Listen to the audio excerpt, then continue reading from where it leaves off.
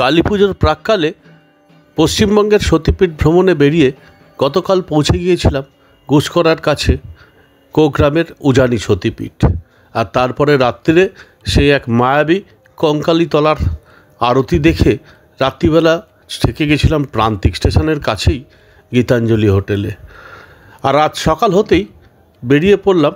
আজকে আমার মূল উদ্দেশ্য, গন্তব্য প্রথমে কঙ্কালীতলা সতীপীঠ, তারপরে ফুল্লরা সতীপীঠ। এই পর্বে দেখুন কঙ্কালীতলা সতীপীঠ আর ফুল্লরা সতীপীঠের পুরো ইতিহাস। গুড মর্নিং ফ্রেন্ডস, আজকে 30 তারিখ, কালকে কালী পুজো।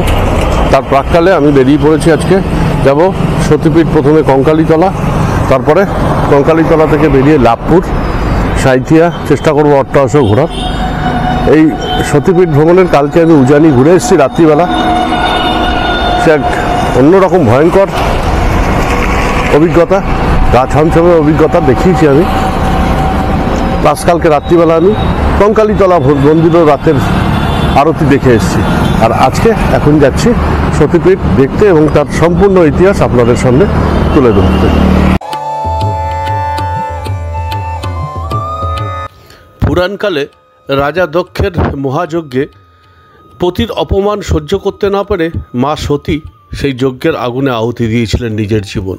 আর ক্ষুব্ধ শিব যখন উদ্যত হলেন সেই সতীর দেহ কাঁধে নিয়ে পৃথিবী ধ্বংস করতে, তখন স্বয়ং বিষ্ণু পরিত্রাতা হিসেবে সতীর দেহ 51 খণ্ডে খণ্ডিত করেন তার সুদর্শন চক্রে। আর সেই খণ্ডিত টুকরো পৃথিবীর যে প্রান্তে পড়েছিল, সেই প্রস্তরী খণ্ডে সেখানেই তৈরি হয়েছিল সতীপীঠ। আর এই বীরভূমের কঙ্কালীতলায় পড়েছিল মায়ের কোমর। আমি এই মুহূর্তে দাঁড়িয়ে আছি অন্যতম সতীপীঠ, 51 সতীপীঠের কঙ্কালীতলা। এখানে দেবীর কাখাল মানে কোমর পড়েছিল বলে, কঙ্কাল বা কোমর পড়েছিল। এই সেই মন্দির, অনেক ইতিহাস আছে এই মন্দিরের, সমস্ত ইতিহাসে আপনাদের সামনে তুলে ধরবো। এই সেই সতীপীঠ ভ্রমণের আজকে আমার ঠিক কালী পুজোর আগের দিন এই পুণ্য তীর্থে আমি আজকে উপস্থিত হয়েছি। কাল রাত্রিরেও এসেছিলাম আমি, কালকে রাত্রিরের আরতি, সন্ধ্যা আরতি তুলেছি, সবই থাকবে আমার পোস্টে, দেখতে থাকুন। এই কঙ্কালীতলার ইতিহাস আর কঙ্কালীতলার ভীষণ সুন্দর এই পরিবেশ পুরোটাই আপনাদের সামনে আমি তুলে ধরবো। এই দাঁড়িয়ে আছি কঙ্কালীতলা মন্দির, পুজো দেবো, ভেতরে ঢুকি, তারপরে পুরো তথ্য দেখাচ্ছি কঙ্কালীতলা মন্দিরের।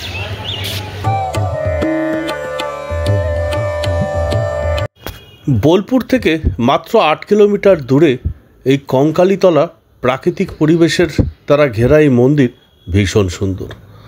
আর এই মন্দির আগে, আজ থেকে 10 বছর আগেও ছিল ভীষণ নির্জন, কিন্তু এখন বেশ জাঁকজমক এবং দেখবার মতো এখানকার পরিবেশ আর মন্দিরের উপস্থাপনা।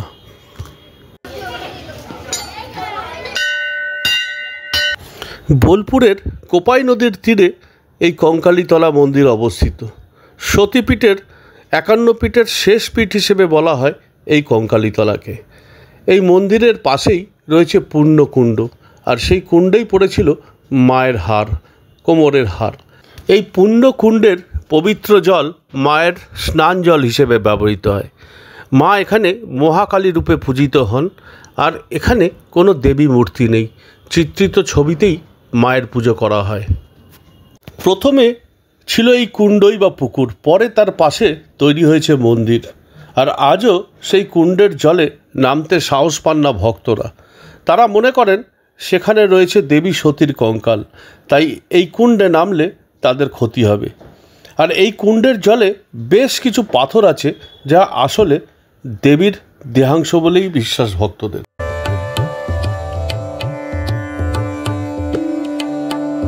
এই পুকুরের জলে লুকিয়ে রয়েছে রহস্য। জলের তলায় বেশ কিছু পাথর রয়েছে, ভক্তদের বিশ্বাস সেগুলোই দেবীর দেহাংশ। বীরভূমের প্রবল গরমেও পুকুরের জল শুকায়, কিন্তু এই পুকুর কোনোদিনও শুকায় না। আর পুকুরের তলায় থাকা পাথর তোলা হয় 20 বছর বাদে। পুজো হয়ে গেলে ফের তা ডুবিয়ে দেওয়া হয় এই কুণ্ডের জলে। প্রবল গরমে যখন অনেক পুকুরের জল শুকিয়ে যায়, তখনও এই কুণ্ড সেই সময় ভরা থাকে। কথিত আছে এই কুণ্ড 3টে সুড়ঙ্গের মাধ্যমে যুক্ত রয়েছে কাশীর মণিকর্ণিকা ঘাটের সাথে। আর তার মধ্যে একটি দিয়ে বছরভর জল আসে ওই কুণ্ডে, আর সে কারণেই শুকোয় না কঙ্কালীতলার কুণ্ড। তবে মায়ের ইচ্ছা অনুসারে প্রতি 19-20 বছর অন্তর একবার করে শুকিয়ে যায় কুণ্ডটি, আর ঠিক সে সময় যে কোনো কারণেই হোক বন্ধ হয়ে যায় মণিকর্ণিকা ঘাটও। আবার পুজো পাঠের পর রাতারাতি জলে ভরে যায় এই কুণ্ডটি। এই কুণ্ডের মধ্যেই রয়েছে পঞ্চশিব। প্রতি বছর একবার করে সেই পঞ্চশিবকে তুলে এনে পুজোর পর পয়লা বৈশাখের দিন ফের কুণ্ডে রাখা হয় ওই পঞ্চশিবকে। মন্দির চত্বরে রয়েছে 5 ধরনের পাতা বিশিষ্ট একটি গাছ বা পঞ্চবৃক্ষ, আর ওই গাছে মনস্কামনা জানিয়ে ঢেলা বাঁধেন ভক্তরা। আর মনস্কামনা পূর্ণ হলে খুলে ফেলা হয় সেই ঢেলা। আবার ওই গাছেরই একটি অংশ প্রাকৃতিকভাবেই শিবলিঙ্গের আকার ধারণ করেছে বলেও জানা যায়। এই মন্দিরে মায়ের কোনো মূর্তি নেই, এখানে চিত্রিত ছবিতেই পুজো করা হয়। আর এখানে মায়ের শক্তিকে দেবগর্ভ এবং ভৈরবকে রুরু বলে সম্বর্ধনা করা হয়।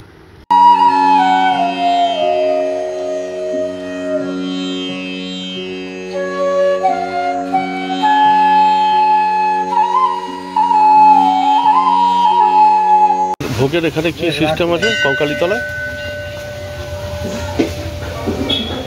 মায়ের ভোগ 12টার সময় নিবেদন হবে। আচ্ছা, ভোগ নিবেদন হওয়া আসবে এখানে ভোগ। তারপর ভক্তরা যে কুপন কাটছে ওখানে আমাদের ওখানে কুপন 60 টাকা কুপন। 60 টাকা কুপন। তারপরে ভক্তদের প্রথমে ভোগ দেওয়া হবে, সাদা অন্ন, আচ্ছা, ডাল, দুপুর সবজি, টক, পায়েস। বাহ, রোজ হয় প্রতিদিন? আর কালকে কালী পুজোর কোনো স্পেশাল কিছু পুজো হয়? কিছু নাই, আমাদের প্রতিদিনই এইরকম। প্রতিদিনই এক। আপনারা শুনলেন এখানে ভোগ ঘর এই ফোন নাম্বারও দেওয়া আছে। এখানে কুপন কেটে কিন্তু 60 টাকা করে কুপন নিয়ে ভোগ 12টার সময় ভোগ নিবেদন হয়। তারপরে ভোগ অন্ন গ্রহণ করা যায় এখানে বসে। এই ভোগের রান্নাঘর, রান্না চলছে এখন, সবে সকাল হয়েছে এখন। ভীষণ সুন্দর পরিবেশ। কঙ্কালীতলা বোলপুর থেকে সামান্য দূরে। যারা শান্তিনিকেতন বোলপুর ঘুরতে আসেন অবশ্যই চলে আসবেন এই কঙ্কালীতলা। সতীপীঠের শেষ সতীপীঠ বলা হয় এই কঙ্কালীতলাকে। 51তম সতীপীঠ বলা হয়। এর ইতিহাসও আছে, সেটাও আমি বলে দেবো। সেই 51তম শেষ সতীপীঠ এই কঙ্কালীতলা, যেখানে মায়ের কঙ্কাল কোমর পড়েছিল। অনেকের মতে গৌড়বঙ্গের পাল বংশের রাজা প্রথম মহিপালের রাজত্বে কাঞ্চিরাজ রাজেন্দ্র চোল বীরভূমের এই জায়গা দখল করে নিয়েছিলেন। শিবভক্ত কাঞ্চিরাজই কোপাই নদীর ধারে প্রতিষ্ঠা করেছিলেন শিব মন্দির, যে কারণে এখানকার শিবলিঙ্গ কাঞ্চীশ্বর শিবলিঙ্গ নামে পরিচিত। আর শিব মন্দিরের পাশেই রয়েছে মহাশ্মশান ও পঞ্চবটী বন। কিছুদিন আগেও এখানে খোলা বেদিতেই দেবীর পুজো হতো। এখন মন্দির তৈরি হলেও দেবীর কোনো মূর্তি নেই। রয়েছে শ্মশানকালীর বড় বাঁধানো ছবি, যাকে দেবী রূপে পুজো করা হয়। এই সতীপীঠে দেবীকে কেউ বলেন দেবগর্ভা, কেউ বলেন রত্নাগর্ভী, আর ভৈরবকে বলেন রুরু। আর চৈত্র সংক্রান্তিতে এখানে 3 দিন ধরে মন্দিরে উৎসব চলে।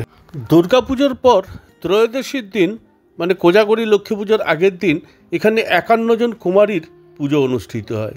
এই পুজো কঙ্কালীতলার বিশেষ খ্যাত। এটি প্রায় 49 বছর ধরে চলে আসছে। 49 বছর আগে কাপাসটিকুড়ি গ্রামের চট্টোপাধ্যায় পরিবারের বুদ্ধদেব চট্টোপাধ্যায় এই সংক্রান্ত একটি স্বপ্নাদেশ পান। আর সেই স্বপ্নাদেশ মোতাবেক এবং পঞ্চবটী গাছের নিচে 51 জন কুমারীকে পুজো করার সিদ্ধান্ত নেন। পুজোর মূল ভাবনা হলো সতীর দেহের 51টি খণ্ডকে সংকল্প করে পূর্ণাঙ্গ রূপ দেওয়া। এই পুজো ঘিরে অনেক ভক্ত এবং পর্যটক কঙ্কালীতলায় আসেন এবং এই পুজোকে কেন্দ্র করে মেলাও বসে। প্রতি বছর আশেপাশের গ্রাম থেকে 5 থেকে 9 বছর বয়সী কুমারীদের নির্বাচন করা হয়। আর পুজোর দিন এই কুমারীদের লাল পেড়ের শাড়ি পরিয়ে সাজিয়ে পুজোর জন্য প্রস্তুত করা হয়। এরপর পঞ্চবটী গাছের নিচে এই পুজো অনুষ্ঠিত হয়। আর পুজোর শেষে কুমারীদের দেওয়া ভোগ ভক্তদের মধ্যে প্রসাদ হিসেবে বিতরণ করা হয়। এবছরও প্রায় 5000 মানুষের ভোগের আয়োজন করা হয়েছিল বলে জানানো হয়েছে মন্দির কমিটির তরফ। মন্দিরের পাশেই রয়েছে কঙ্কালীতলা মহাশ্মশান, আর এই শ্মশানেই তন্ত্র সাধনা বিখ্যাত। আর এখানকার পরিবেশ এই মহাশ্মশান আর কঙ্কালীতলাকে ঘিরে প্রাকৃতিক পরিবেশ এক অসম্ভব গা ছমছমে এবং অদ্ভুত সুন্দর।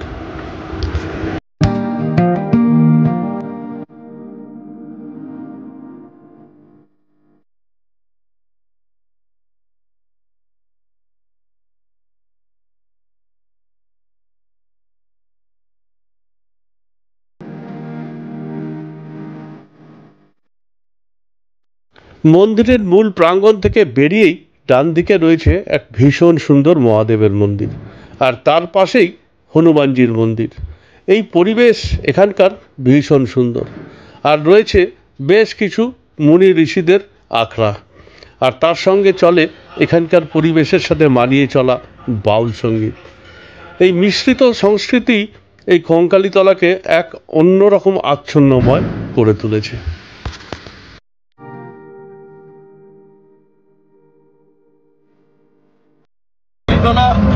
সতীপীঠ দেখে কঙ্কালীতলার অসম্ভব সুন্দর এই পরিবেশ এত ভালো লেগেছে, পুরো ইতিহাস আপনাদের সামনে তুলে ধরবো। আমি চলেছি এবার লাভপুর, আর অট্টহাস যাব, আর লাভপুরে সতীপীঠে যাব। সেই রাস্তা এখন আমি অটো নিয়ে নিয়েছি। এই দাদা খুব ভালো লোক, আমি দাদার ফোন নাম্বার দিয়ে দেবো। বোলপুরে এলে ঘোরার জন্য উনি খুব ভালো লোক, এত ভালো ব্যবহার, এত ভালো কথাবার্তা, ওনার সাথে ঘুরতে পারেন। ওনার ফোন নাম্বার আমি অনস্ক্রিন দিয়ে দেবো, ডেসক্রিপশনেও থাকবে, দেখে নেবেন। ওনাকে ফোন করে নিতে পারেন বোলপুর আর এই চত্বর। এখন আমি অটোতে লাভপুরে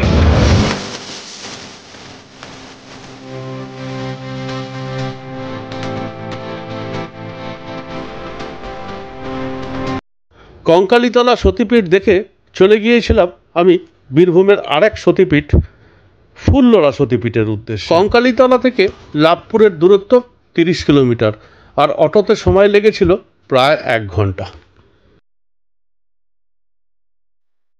থেকে আমি লাভপুর প্রায় পৌঁছে গেছি। লাভপুরে মায়ের নিচের ঠোঁট পড়েছিল, যেটা ফুল্লরা সতীপীঠ নামে পরিচিত। 51 সতীপীঠের অন্যতম সতীপীঠ এই ফুল্লরা সতীপীঠ। সেই ফুল্লরা সতীপীঠের গেট, এখান থেকে আরেকটুখানি গেলেই ফুল্লরা সতীপীঠ। আমি যাচ্ছি, ভীষণ সুন্দর একটা জার্নি ছিল গ্রাম বাংলার ভেতর দিয়ে, দারুণ লেগেছে।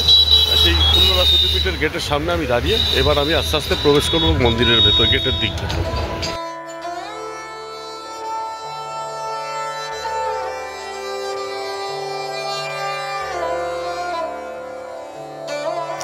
বোলপুর বা প্রান্তিক থেকে একটা অটো বা ভাড়া করে আপনি ঘুরে নিতে পারেন এই সতীপীঠ, কঙ্কালীতলা সতীপীঠ, ফুল্লরা সতীপীঠ আর অট্টহাস। পুরোটাই সময় লাগবে 3 থেকে 4 ঘন্টা, আর অটো ভাড়া মোটামুটি 1200 থেকে 1500 টাকা নেবে। কিন্তু আপনি মুগ্ধ হয়ে যাবেন এই গ্রাম বাংলার পরিবেশের রাস্তা দিয়ে এই সতীপীঠ ভ্রমণ। আর ফুল্লরা সতীপীঠ লাভপুরের ভীষণ সুন্দর। দেখতে থাকুন আমার এখন লাভপুরের ফুল্লরা সতীপীঠের ইতিহাস। সামনে ফুল্লরা সতীপীঠের গেটের সামনে, এর ভেতরেই ফুল্লরা সতীপীঠ, যেখানে মায়ের নিচে রোষ্ট পড়েছিল।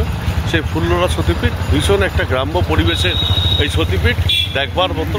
এর চারিপাশ এবং মন্দির চত্বর ভীষণ সুন্দর। চলুন ভেতরে যাই, এবার ফুল্লরা সতীপীঠ দেখব এবং তার ইতিহাসটা জানব।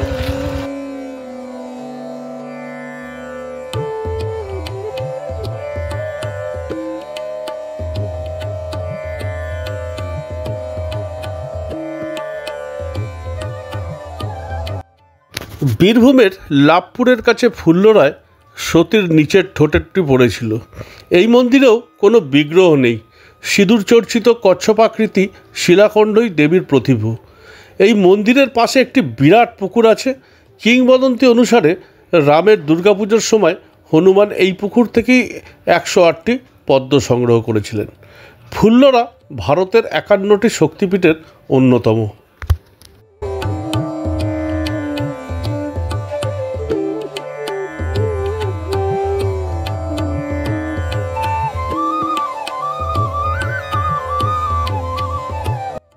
সুলতান মাহমুদ গজনভির ভারত আক্রমণের সময় একদল বেদানুসারী ব্রাহ্মণ মিথিলা মতান্তরে কনৌজ থেকে বিতাড়িত হয়ে বঙ্গদেশের বর্মনরাজ হরিবর্মার কাছে আশ্রয় লাভ করেন।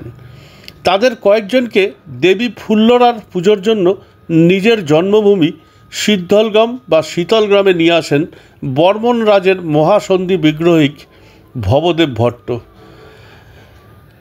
একসময় ওই পূজারীরা ফুল্লরা মন্দির সংলগ্ন বাকুল, ফুলিয়ানগর, অট্টহাস প্রভৃতি জনপদগুলিতে বসতি স্থাপন করে। পরবর্তীকালে ওই ব্রাহ্মণ বংশেরই দীনমণি মিশ্র বাহাদুর বর্মন রাজা হন। ফুল্লরা মন্দিরের অদূরে দিনমণির রাজধানী গড়ে ওঠে। ফুল্লরা দেবীর মন্দির প্রথম প্রতিষ্ঠা করেন কৃষ্ণানন্দ গিরি। জানা যায় একসময় মন্দিরের চূড়ায় স্বর্ণকলস শোভা পেত। প্রচলিত রীতি অনুযায়ী অন্যান্য পীঠের মতো এখানেও বিশেষ ভৈরব শিবের মন্দির। বর্তমান মন্দিরটি নির্মাণ করিয়েছিলেন যাদবলাল বন্দ্যোপাধ্যায়।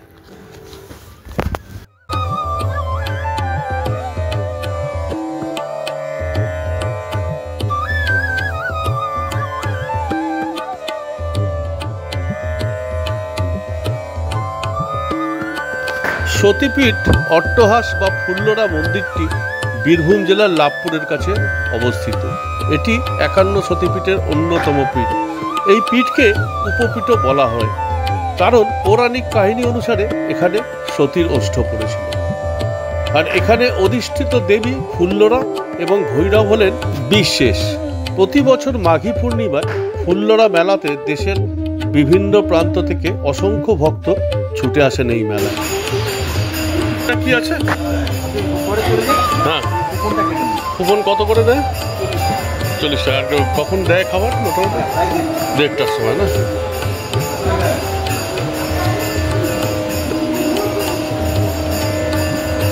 প্রধান মন্দিরের সামনে বড় মঞ্চ, আর সামনে দুটো শিব মন্দির।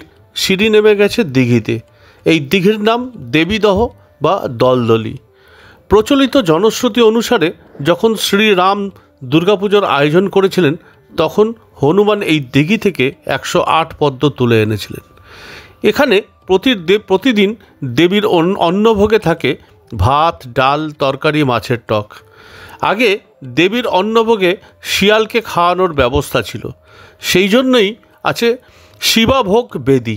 বলা হয় এখানে রূপী আর সুপি নামে দুটি শেয়াল ছিল, তবে এখন আর শেয়ালেরা আসে না। মন্দিরের ভেতরে পঞ্চমুণ্ডির আসন রয়েছে। প্রচলিত জনশ্রুতি অনুসারে মায়ের হাড়ি কাঠের মাটি চর্মরোগের অবসান ঘটায়, বিশেষ করে সেতি।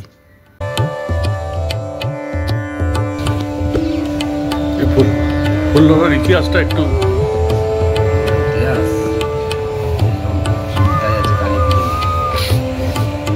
এই কুণ্ডটা হচ্ছে অকালবোধ রামচন্দ্র যে যজ্ঞটা করে সেই যজ্ঞে যে 101টা পদ্ম লেগেছে দেবীদহ।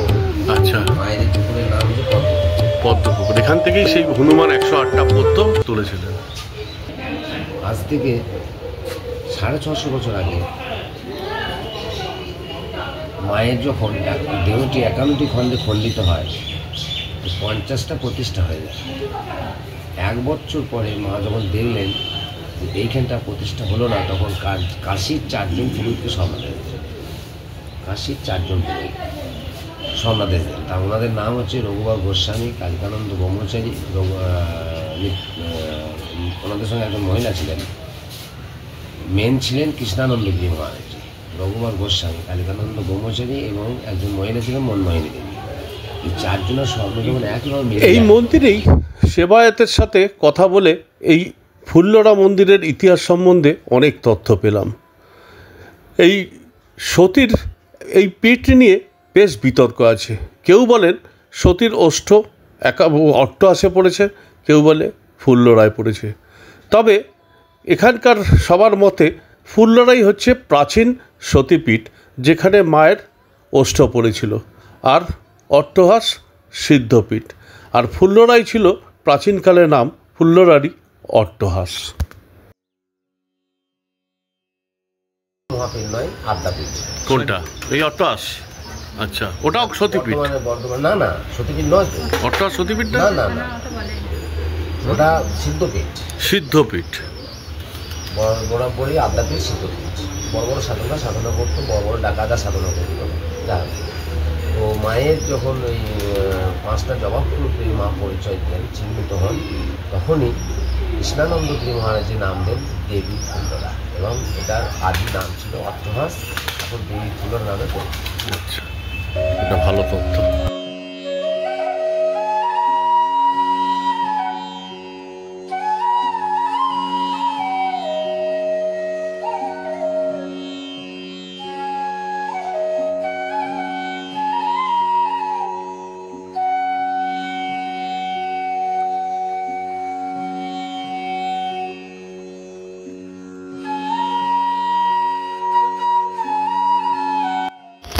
মন্দিরের সেবায়েতের থেকেই জানলাম এই ফুল্লরার প্রাচীন নাম ছিল অট্টহাস, আর বর্তমান অট্টহাস কিন্তু সিদ্ধপীঠ বা আদ্যাপীঠ। প্রাকৃতিক পরিবেশ এতটাই সুন্দর এই ফুল্লরার যে আপনি মুগ্ধ হয়ে যাবেন। আর এখানকার পরিবেশ, শান্ত পরিবেশ, আর মন্দির চত্বরের এই সাধু মুনি ঋষিদের আখড়া ভীষণভাবে টাচ করে যাবে। আমার আজকের এই পর্ব এখানেই শেষ। দুদিনে এই সতীপীঠ ভ্রমণ ভীষণভাবে আবেগপ্রবণ এবং মনে রাখার মতো। আগামী পর্বে আবার আসছি নতুন করে আরেক জায়গা নিয়ে, অট্টহাস সতীপীঠ নিয়ে। দেখতে থাকুন, আর যদি ভালো লাগে অবশ্যই চ্যানেলটা সাবস্ক্রাইব করুন আর লাইক শেয়ার করুন। Good night.